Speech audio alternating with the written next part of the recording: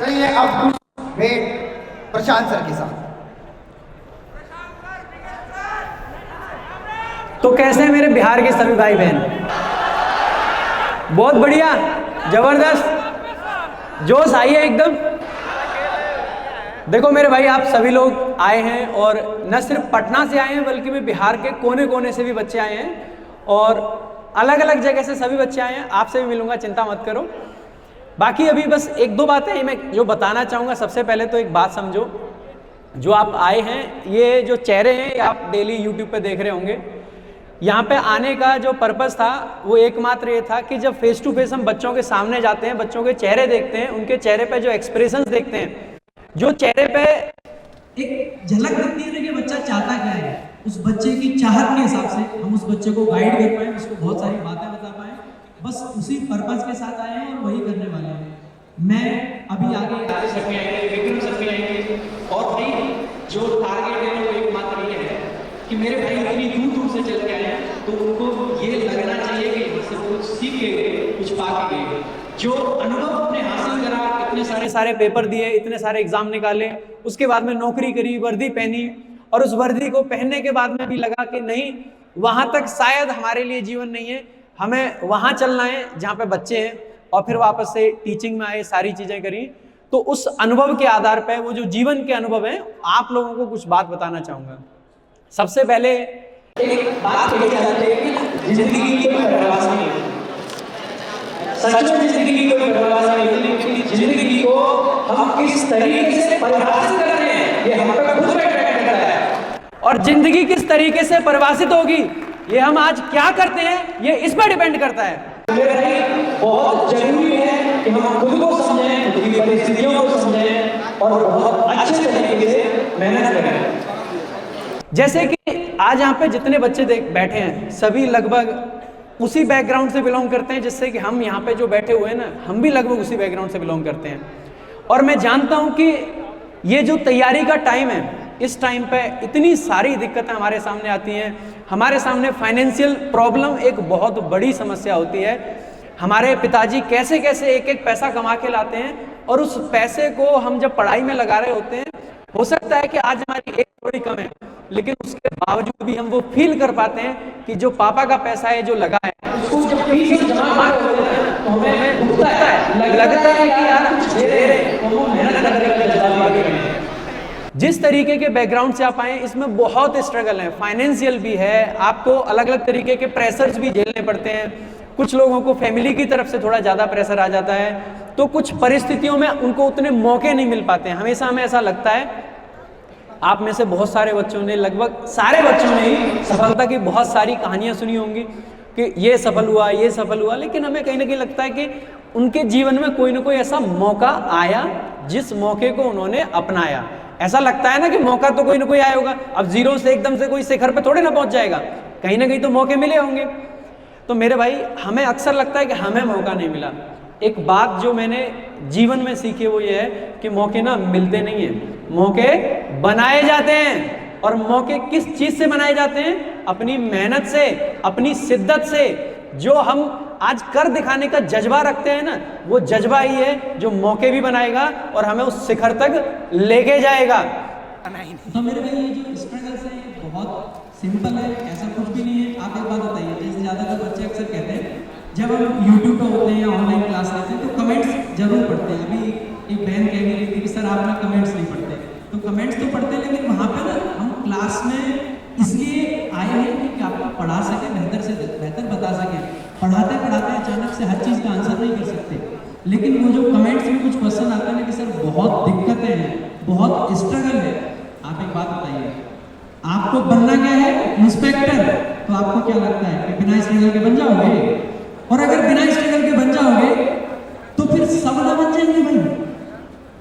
जैसे आप में से कुछ बच्चों का ना एक बहुत कॉमन सा क्वेश्चन, अच्छा आप खुद ही बताओ, आप में से कितने बच्चे ऐसे हैं जिनको पढ़ने में ना उतना मजा नहीं आता, मतलब मन उतना नहीं लगता, मन बीच में भटक जाता हुआ है ना। ज्यादातर लोग शर्माते शर्माते से, लेकिन हाथ तो जरूर उठाते हैं। आपको क्या लगता है जब आपकी मम्मी, हमारी मम्मी किचन में बर्तन धोती है, मम्मी को मजा आता है? बर्तनों की आवाज इतनी मधुर होती है कि कानों में बड़ा मजा आ रहा होता है? नहीं ना। जब पापा हमारे, जब किसान हैं, फावड़ा लेके घर से निकलते हैं और जब फावड़ा वो ऐसे जमीन पर मारते हैं, ऊपर से धूप खिली हुई है, तो आपको क्या लगता है? मजा आता है। लेकिन करते हैं ना मेरे भाई, पता है क्यों करते हैं? क्योंकि उनके पास में ना कोई ये सुनने वाला नहीं है जिसको वो जाके कह सके कि ना अब मजा नहीं आ रहा है। उनको पता है कि अगर वो फावड़ा नहीं चलाएंगे तो जो घर में उनका बच्चा बैठा हुआ है, जो घर में उनका परिवार है, उसका पेट कैसे पलेगा, वो बच्चा आगे कैसे बढ़ेगा। पेरेंट्स को लेके ना भाई, आज मेरी मम्मी यहाँ पे नहीं है, लेकिन मेरी मम्मी ही यहाँ पे हैं, आदित्य सर की मम्मी यहाँ पे हैं। और मैं एक बात कहता हूँ कि जब भी मैं माँ को देखता हूँ तो मेरी आंखों में ऑटोमेटिकली आंसू भर आते हैं, क्योंकि ना पापा थोड़े ऐसे होते हैं कि काम में बिजी रहते हैं, सारे काम करते रहते हैं, सबका सारी चीज़ें देखनी है उनको। लेकिन माँ के पास में जब जब टाइम होता है ना, तो सबसे पहला सपना हमारी नौकरी का अगर कोई सजाता है ना, तो वो माँ सजाती है। मैंने ऐसे देखा है, जब मम्मी हमारी नॉर्मल एक चेन पहन रही होती है ना, जो सोने की नहीं होती है, और जब पड़ोस वाली चाची से वो कह रही होती है कि मैं सोने की जरूर पहनूंगी, अभी बेटे की फीस जानी है, और फीस जाने के बाद में जब मेरा बेटा पढ़ के और कुछ बन के दिखाएगा, ये सोने की चेन तो मैं उस दिन पहनूंगी, तो क्या लगता है आप पहनाओगे? अरे पहनाओगे कि नहीं? तो जो माँ के सपने हैं ना, बहुत छोटे छोटी चीज़ें होती हैं मेरे भाई, लेकिन बहुत ज़रूरत होती है हमें कि हम उस तरीके से मोटिवेशन लें और आगे बढ़ें। देखो, हमें अक्सर लगता है कि कुछ लोगों को लगता है कि किस्मत से सफलता मिल गई, कभी लोगों को लगता है कि यार मेरी ना किस्मत इतनी खराब है कि मेरा, ये तो बहुत सारे लोगों को लगता ही होगा कि किस्मत बहुत खराब है। लेकिन भाई एक बात बताऊंगा, किस्मत, आप खुद बताइए, क्या सफलता किस्मत पर निर्भर करती है? नहीं करती, क्योंकि अगर किस्मत पे करती ना तो लोग आराम से बैठ के खाते और सफलता पाते, लेकिन नहीं करती। क्या सफलता सिर्फ ऐसा है कि बस तुक्का मार दो? वो भी नहीं है। लेकिन कई बार हमें यह भी लगता है कि बहुत मेहनत कर ली सफलता तो मेहनत से भी नहीं मिली, तो सफलता मिलेगी किस चीज से? देखो, सफल होने के लिए अगर कोई एक ऐसा आविष्कार होता कि मैं आपको बता दूं कि भाई ये काम कर ले सफलता पक्की, तो आपको क्या लगता है इतने बड़े बड़े विद्वान रह गए, वो ये बात बता के ना चले गए होते और हर आदमी आज वही काम ना कर रहा होता? कर रहा होता, क्योंकि सफलता सच में एक बात पे नहीं, आपकी सफलता निर्भर करती है कि आप खुद को समझें, अपनी परिस्थितियों को समझें, अपने माँ बाप, अपने पेरेंट्स को देखें, उनसे मोटिवेशन लें, भाई वो किस तरीके से काम करते हैं। रही बात मन नहीं लगता है, तो देखो उस चीज़ के लिए ना एक बहुत प्रैक्टिकल सी बात बताऊं आप लोगों को। अगर एक बात सोचना, अगर हर आदमी का पढ़ने में मन लगने लग जाए, सबका, जैसे खेलने में मन लगता है, गेम खेलने में, रील देखने में, तो आपको क्या लगता है जब पढ़ने में मन लगेगा तो सब पढ़ेंगे, और सब पढ़ेंगे तो सब सफल हो सकते हैं कभी जीवन में? कभी नहीं हो सकते, क्योंकि हर देश में एक वर्किंग क्लास भी चाहिए, हर तरीके के लोग चाहिए। तो भगवान ने ना इंसान का नेचर ऐसा बनाया है कि हर आदमी को ना मजा नहीं आएगा पढ़ने में। बस एक ही चीज है जो सबने लगभग कही थी कि भाई अगर मन पे काबू पा लिया तो ही वो चीज है, तो मन किसी का नहीं करेगा, क्योंकि भगवान खुद कहता है कि भाई मैं तुझे सफल तभी बनाऊंगा जब तू अपने मन पे काबू पाएगा। एक वो लाइन सुनिए ना, इतिहास वही रच पाया है जिसने मन पर काबू पाया है। तो भैया मन पे काबू जरूर पाए। और ये जो उम्र है, जिस उम्र में आप सब बैठे हैं, ये जो युवा, आपने वो लाइन तो सुनी होगी, सुनिए, संघर्षों के साये में इतिहास हमारे पलते हैं। संघर्षों के साये में इतिहास हमारा पलता है, जिस ओर जवानी चलती है उस ओर जमाना चलता है। तो ये जवानी है, ये जवानी जिस दिशा में निकल पड़ेगी, आपका जीवन, आपका सारा जमाना उस दिशा में निकल पड़ेगा। तो मेरे भाई हमेशा ध्यान रखना इस चीज का कि ये जो उम्र है ये लौट के नहीं आएगी। बाकी बहुत लंबी बातें मैं नहीं करूंगा, बस आप लोगों से एक चीज कहूंगा कि अगर आपके मन में कोई भी डाउट है तैयारी से संबंधित, देखो बहुत सारी बातें हम बताते रहते हैं, लेकिन आज फिर भी आज आपके सामने आए हैं तो ये जिम्मेदारी बनती है कि अगर आपके मन में कुछ भी ऐसा है कि सर हमें ये बात पूछनी है, तो वो बात पूछ लीजिए, आपकी हर एक बात का जवाब देने का पूरा प्रयास किया जाएगा। वो कुछ पूछना चाहती हैं, एक बार माइक दे दो।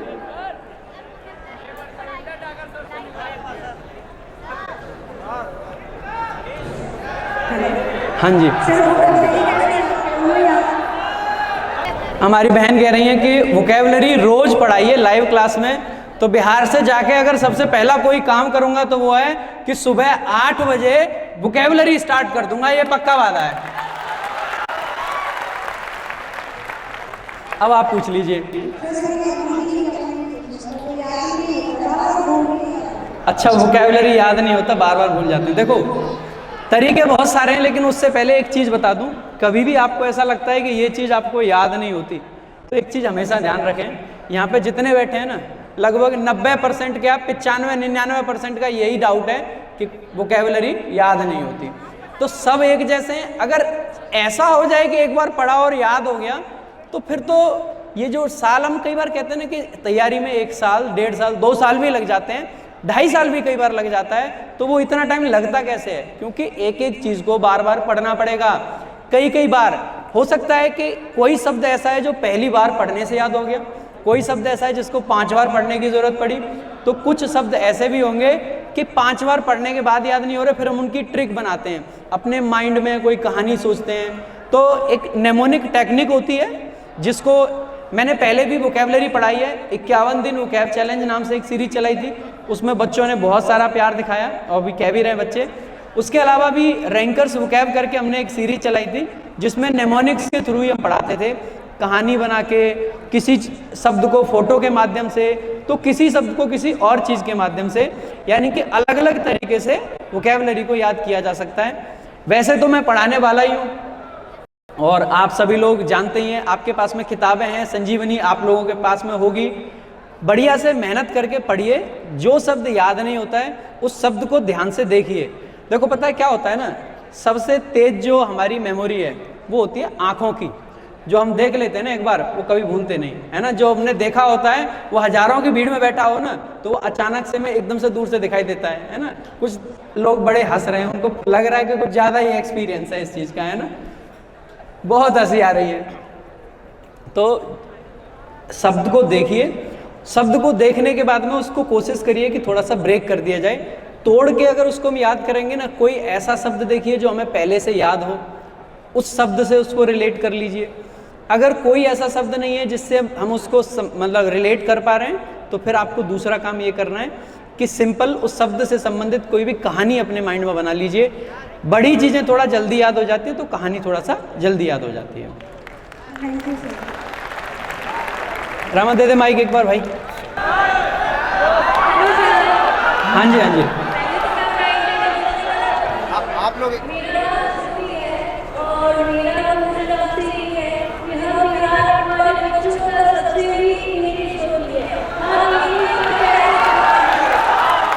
देखो बहुत सही डाउट पूछा है, और ये मैंने बहुत सारे बच्चों से पहले भी सुना है। मैं तो बिहार पहली बार आया हूँ, लेकिन बिहार का एक तरीके से सर्वे टाइप हमने किया था, जहाँ पे जो हमारे बिहार के स्टूडेंट्स हैं उनसे भी हमने रिव्यूज़ लिए थे। हमारी टीम में भी एक चीज़ है। तो देखो आपने एक चीज़ बताई कि बिहार में ना, एक चीज़ ये है, मैं भी मानता हूँ कि इंग्लिश को लेके थोड़ा सा डर है, लेकिन बिहार की ना एक खास बात भी है जो कि मैंने देखी है, वो ये है कि बिहार का बच्चा ना मेहनत से कभी पीछे नहीं भागता है। और एक चीज़ मैं आपको गारंटी दे सकता हूँ भाई, कि अगर आप मेहनत करना जानते हैं तो इंग्लिश ऐसी नहीं है जो आप कर नहीं सकते हैं। आपको लगता होगा कि आज मैं एक टीचर हूँ, अभी यहाँ पे विक्रम सर बैठे हैं जिन्होंने मेरी जर्नी बड़े अच्छे से देखी है, और जब सर आएंगे तो मैं सर से एक बार कहूँगा भी कि मैं खुद ना बताऊँ, एक बार सर भी बताएं कि मैंने अंग्रेजी में कहाँ से शुरुआत करी थी। एकदम जीरो से हमने भी शुरुआत करी थी, और मैं तो फिर भी सीख गया। मेरे परिवार के और भी लोग हैं जो कि आज आगे पढ़ रहे हैं, हम भी हिंदी मीडियम से हैं, सारी चीज़ें हैं। बस इंग्लिश को लेके ना सबसे पहले आपको अपने मन में एक विश्वास जगाना है कि मैं इंग्लिश सीख सकता हूँ या सीख सकती हूँ।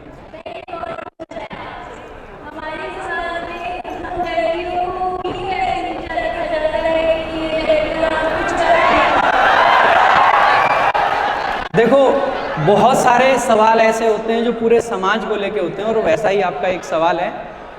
समाज की बात है, और मैं बहुत ज़्यादा इस पर बात नहीं करूँगा। ये आज अगर हम देखें ना, तो हमें पॉजिटिव भी फील करना चाहिए कि आज से 5 साल पहले देखते हैं और आज हम देखते हैं, यही सेमिनार अगर आज से 5 साल पहले रही होती तो हो सकता है लड़कियों की पहली 2 लाइन रिजर्व होती, जैसे कि आज भी मुखर्जी नगर में कई बोर्ड हॉल में लिखा रहता है कि पहली 2 लाइन लड़कियों के लिए रिजर्व है। लेकिन आज वो जमाना नहीं रहा। आज ना पूरा का पूरा सेक्शन लड़कियों के लिए रिजर्व है, और एक दिन ऐसा भी आने वाला है कि जब पूरा का पूरा हॉल लड़कियों के लिए ही रिजर्व होगा। सभी के लिए। और इस चीज में जितना योगदान आप लड़कियों ने दिखाया है, मैं एक बार ये भी कहना चाहूंगा कि हमारे भाई लोग भी आजकल, मैं इतने सारे लड़कों से मिलता हूँ जो अपनी पढ़ाई से ज्यादा आज इस चीज पे सीरियस हैं कि सर मेरी बहन की पढ़ाई ज्यादा जरूरी है, क्योंकि अगर उसको जल्दी नौकरी नहीं मिली, पापा मेरी शादी तो टाल देंगे, मेरी तो मेरे कहने से भी नहीं कर रहे, पर बहन की बहुत जल्दी कर देंगे, इसीलिए बहन की पढ़ाई बहुत जरूरी है। और इस चीज के लिए मैं चाहूंगा एक बार सारे लड़कों के लिए भी ताली होनी चाहिए। और बाकी आप लोग जितना मेहनत करते हो ना, उसका कोई तोड़ नहीं है, आप आगे बहुत बढ़ोगे, बस अभी तो शुरुआत है। सबसे पहले सर मेरा क्वेश्चन है, और सर मुझे बिलीव भी हो रहा है कि कमेंट में आपके सामने सवाल है, तो सर मेरा बहुत स्पेशल फील हो रहा है। और सर मेरा सवाल ये है, जैसे कि मैं स्टूडेंट अपने बारे में बताऊँ कि मेरे साथ ये होता है कि मैं अगर मैं पढ़ाई कर रही हूँ मुझसे रटा नहीं जाता, तो उस चीज़ को मैं समझ लेती हूँ, मुझे धीरे ईजी हो जाता है तो समझना, और उस चीज़ की प्रैक्टिस करके उस चीज़ को अपने एप्लीकेशन में ले आना। फिर सर मैथ ऐसा होता है तुम समझ लेते भाई कॉन्सेप्ट, टीचर वो स्ट्रेटजीज बनाते हैं तो वो भी समझ में आ जाता है। फिर सर ये जैसे चीज़ें तो रटना नहीं पड़ेगा, मैं प्रैक्टिस को छोड़ के बहुत सारे वोकैबुलरी को रटना ही पड़ेगा, इसको तो क्या ही समझेंगे, इसको तो रटना ही पड़ेगा। मैं इसमें रट नहीं पाती, तो चीज़ मैं समझूंगा। बहुत सही क्वेश्चन आपका है। बस अगर आप, बहुत सारे बच्चे ऐसे होते हैं जिनको एक्चुअल में रटने की बिल्कुल भी आदत नहीं है, उन बच्चों के लिए बस एक ही बात कहूँगा, बहुत छोटी सी, रटना आपको है ही नहीं। मैंने अभी एक और बात कही थी, शब्द को बड़े ध्यान से, बड़े प्यार से बस आपको देखना है। जितने प्यार से उस शब्द को देखोगे ना, मैं आपको गारंटी देता हूँ वो शब्द आपको याद हो जाएगा। एक बार ये करके देखना, रटने की ज़रूरत आपको पड़ेगी भी नहीं। भाई तो आप सभी लोगों ने इतना सारा प्यार दिखाया, इतनी सारी मोहब्बत दिखाई, आप सभी लोगों का दिल से आभार। और मैं एक बार फिर से इस बिहार की धरती को भी नमन करना चाहूँगा, जहाँ पे आने का सौभाग्य मुझे प्राप्त हुआ। Thank you sir, thank you so much.